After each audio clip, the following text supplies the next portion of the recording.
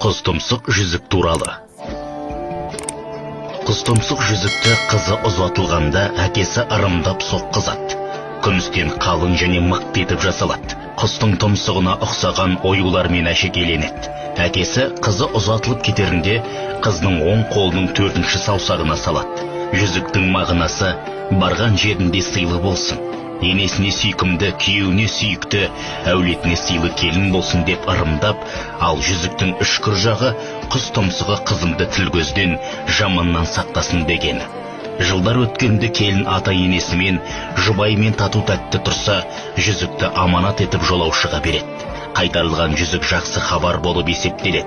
Әкесі қызының бақытты екеніне қуанып, той жасап ас береді. Аманатта келген қонағына шапан кигізіп, ат мінгізіп, қонақ етіп күтеді. Құстұмсық жүзікті ырымдап, әкесі оны сіңлісіне дайындап, сандықтың түбіне ырымдап тығып қояды.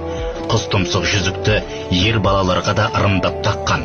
Ер қолындағы құстұмсық ол еркіндіктің, тәуелсіздіктің белгісі және қауіп қатерден сақтап, жаудың сағын сындырсын деген мағынада.